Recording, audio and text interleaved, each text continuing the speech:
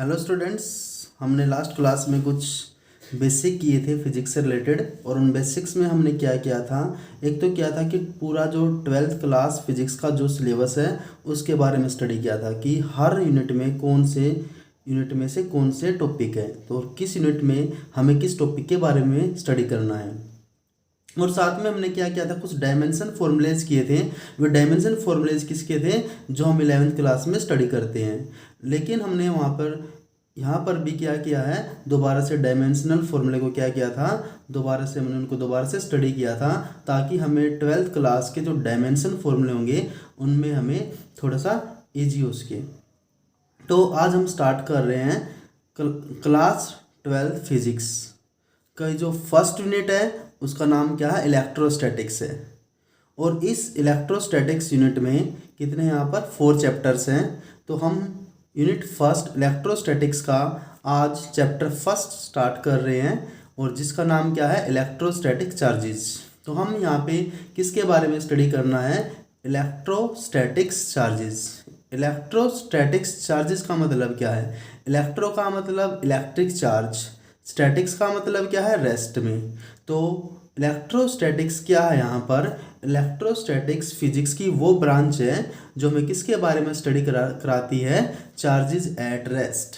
तो यहाँ पर इस यूनिट में हमें चार्जेस के बारे में स्टडी करना है, और चार्जेस किस में होंगे, रेस्ट में होंगे।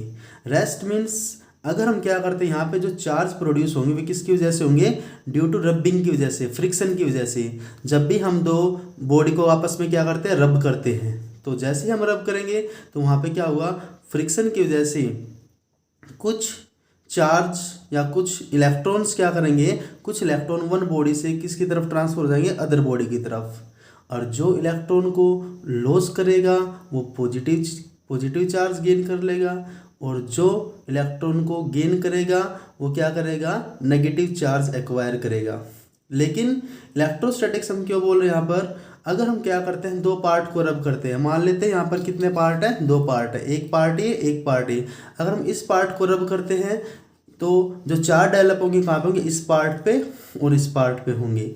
ये चार्ज अगर इस पार्ट पे है तो कहाँ पे रहेंगे, इसी पार्ट पे रहेंगे, और ये मूव नहीं कर पाएंगे वन एंड से अदर एंड की तरफ। इन्हें इसलिए इन चार्जेस को हम क्या बोलते हैं, इलेक्ट्रोस्टैटिक चार्जेस। और किसकी वजह से प्रोड्यूस हो रहे हैं, ड्यू टू फ्रिक्शन और रबिंग की वजह से। इसलिए यहाँ पर इन चार्ज की वजह से जो इलेक्ट्रिसिटी प्रोड्यूस होगी उसे हम क्या बोलते हैं, स्टैटिक इलेक्ट्रिसिटी और फ्रिक्शनल इलेक्ट्रिसिटी। तो फर्स्ट हमने क्या स्टडी किया कि जो इलेक्ट्रोस्टैटिक्स क्या है, फिजिक्स की वो ब्रांच है जो हमें चार्जेस के बारे में स्टडी कराएगी, और चार्जेस किस में होंगे, रेस्ट में। अब जो यहाँ पे जो चार्ज प्रोड्यूस होंगे किसकी वजह से होते हैं, ड्यू टू फ्रिक्शन की वजह से या रबिंग की वजह से। तो इसलिए इन चार्जेस की वजह से जो इलेक्ट्रिसिटी प्रोड्यूस होगी उसे बोलते हैं स्टैटिक इलेक्ट्रिसिटी और फ्रिक्शनल इलेक्ट्रिसिटी। तो हमने कुछ एग्जांपल देखे हुए, जैसे स्केल से अगर हम क्या करते हैं, हेयर्स पे रब करते हैं, ड्राई हेयर्स पे रब करेंगे, फिर इसको कागज़ के जो पेपर के टुकड़े या कागज़ के जो टुकड़े होते हैं अगर हम उसके पास लेके जाएंगे तो क्या होता है, जो पेपर बिट्स या कागज़ के जो टुकड़े होते हैं वे किससे चिपक जाते हैं, स्केल से चिपक जाते हैं। तो वे भी किसका एग्जाम्पल है, इलेक्ट्रोस्टैटिक चार्जेस का एग्जाम्पल है। तो यहाँ पर हमें किसके बारे में स्टडी किया हमने, स्टैटिक इलेक्ट्रिसिटी और फ्रिक्शनल इलेक्ट्रिसिटी। फ्रिक्शनल क्यों बोलते हैं, क्योंकि यहाँ पे चार्ज किसकी वजह से डेवलप हो रहे हैं, ड्यू टू फ्रिक्शन की वजह से। और स्टैटिक क्यों बोल रहे हैं, क्योंकि यहाँ पे जो चार्ज डेवलप हुए हैं वे क्या है, रेस्ट में है। तो इसलिए हम इन्हें क्या बोलते हैं, स्टैटिक इलेक्ट्रिसिटी। नेक्स्ट है इलेक्ट्रिक चार्ज, कि इलेक्ट्रिक चार्ज क्या होते हैं। हमने लास्ट क्लास में भी स्टडी किया था कि जो चार्ज है, चार्ज कैसे डेवलप होते हैं। तो चार्ज कैसे डेवलप होते हैं, अगर कोई इलेक्ट्रॉन को लॉस करता है तो उस पर कौन सा चार्ज आएगा, पॉजिटिव चार्ज, और जो इलेक्ट्रॉन को गेन करता है उस पर कौन सा चार्ज आएगा, नेगेटिव चार्ज। तो इलेक्ट्रिक चार्ज किसकी वजह से डेवलप होते हैं, due to transfer of electrons. तो जो अब है कि जो इलेक्ट्रिक चार्ज होते क्या हैं, अब इलेक्ट्रिक चार्ज या तो दोनों पॉजिटिव हो सकते हैं या दोनों नेगेटिव हो सकते हैं, या एक पॉजिटिव एक नेगेटिव होगा।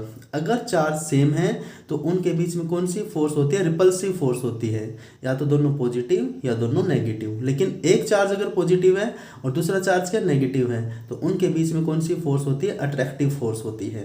तो इसका मतलब क्या है कि जो इलेक्ट्रिक चार्ज क्या है, एक प्रॉपर्टी ऑफ मटेरियल ऑब्जेक्ट की, मटेरियल ऑब्जेक्ट्स की वो प्रॉपर्टी है जिसकी वजह से अट्रैक्टिव और रिपल्सिव फोर्स क्या होती है, डेवलप होती है। तो उस प्रॉपर्टी ऑफ मटेरियल्स को क्या बोलते हैं, इलेक्ट्रिक चार्ज। तो इलेक्ट्रिक चार्ज को हम यहाँ पर डिफाइन कर सकते थे।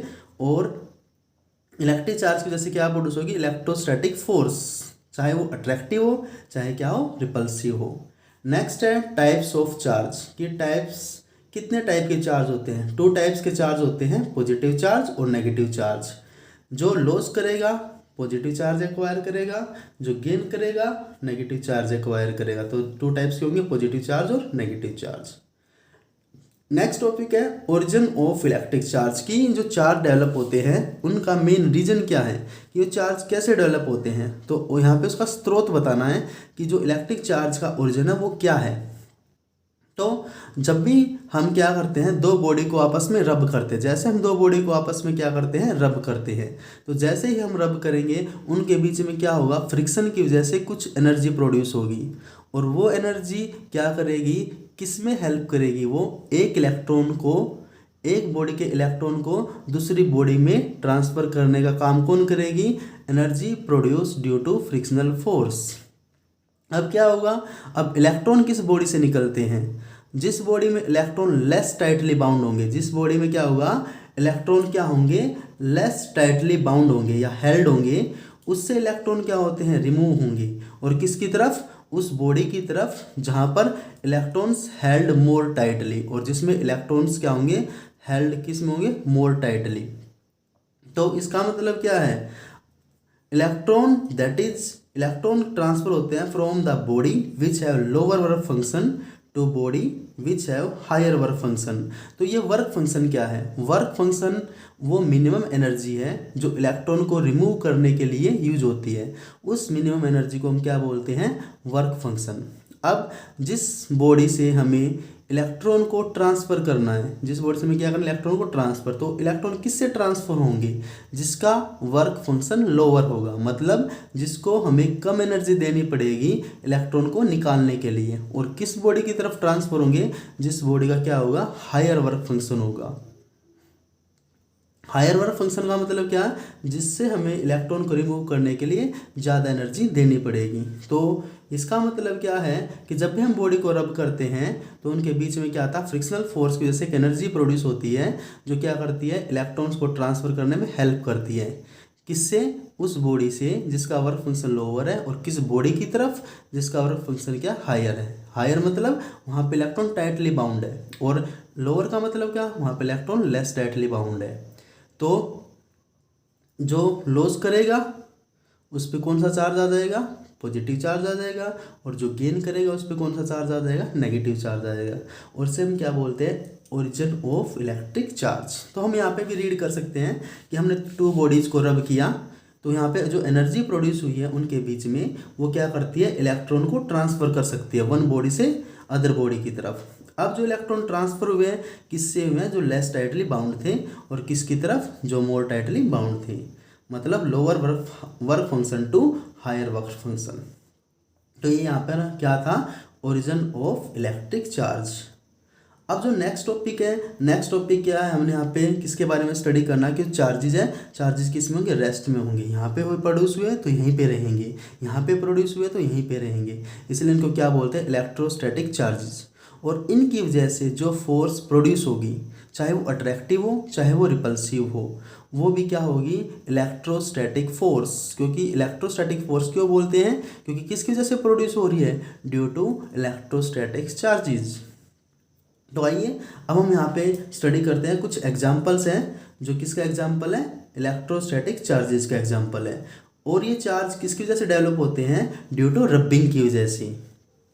तो आइए देखते हैं, यहाँ पर जो ग्लास रोड है, अगर हम ग्लास रोड को सिल्क क्लॉथ पे रब करते हैं, ग्लास रोड को किससे रब करते हैं, सिल्क क्लॉथ, तो ग्लास रोड पे कौन सा चार्ज आएगा, पॉजिटिव चार्ज। तो ग्लास रोड एक्वायर्ड करेगी पॉजिटिव चार्ज और सिल्क क्लॉथ एक्वायर्ड करेगी नेगेटिव चार्ज। अगर हम रब करते हैं ड्राई हेयर और कोम को हमने रब किया हेयर पे, और कैसे हेयर है, ड्राई हेयर हैं, तो ड्राई हेयर पे कौन सा चार्ज आता है, पॉजिटिव चार्ज, और कोम पे कौन सा चार्ज आता है, नेगेटिव चार्ज। नेक्स्ट है कि वूलन क्लॉथ। अगर हम वूलन क्लॉथ को रब करते हैं एबोनाइट रोड, एबोनाइट रोड क्या होती है, एक टाइप की रबर रोड होती है, एक टाइप ऑफ रबर है। तो एबोनाइट रोड या नॉर्मली रबर या प्लास्टिक शीट या रबर शूज, प्लास्टिक या रबर की जो थिंग्स होंगी उन पे कौन सा चार्ज आएगा, नेगेटिव चार्ज। वूलन क्लॉथ पे कौन सा आएगा, पॉजिटिव चार्ज। यहाँ पे दोनों में डिफरेंस भी देख सकते हैं हम कि जो वूलन क्लॉथ पे तो रहेगा पॉजिटिव चार्ज और सिल्क क्लॉथ पे क्या रहेगा, नेगेटिव चार्ज। नेक्स्ट एग्जांपल है फर एंड एम्बर। फर क्या होता है, जो स्मूथ, जैसे कंबल भी होते हैं बिल्कुल, जो जैसे कैट स्किन होती है बिल्कुल मुलायम सी, तो उस टाइप के कपड़े को हम क्या बोलते हैं, फर बोलते हैं। तो फर को और एम्बर को अगर आपस में क्या करते हैं, रब करते हैं, तो फर पे क्या आएगा, पॉजिटिव चार्ज, और एम्बर पे क्या आएगा, नेगेटिव चार्ज। तो एम्बर भी क्या होता है, एक टाइप का क्या होता है, एक ब्राइटिंग मटेरियल होता है जो क्या करता है, ब्राइट करता है, और इसको हम रब करते हैं फर के साथ, तो इस पे नेगेटिव चार्ज आएगा और इस पे क्या आएगा, पॉजिटिव चार्ज आएगा। तो यहाँ पर जो ये एग्जाम्पल थे, किसके एग्जाम्पल थे, इलेक्ट्रोस्टैटिक चार्जेज के। तो चलिए स्टूडेंट्स, मिलते हैं नेक्स्ट क्लास में, तब तक बने रहिए with We Learning Classes. Thank you all of you.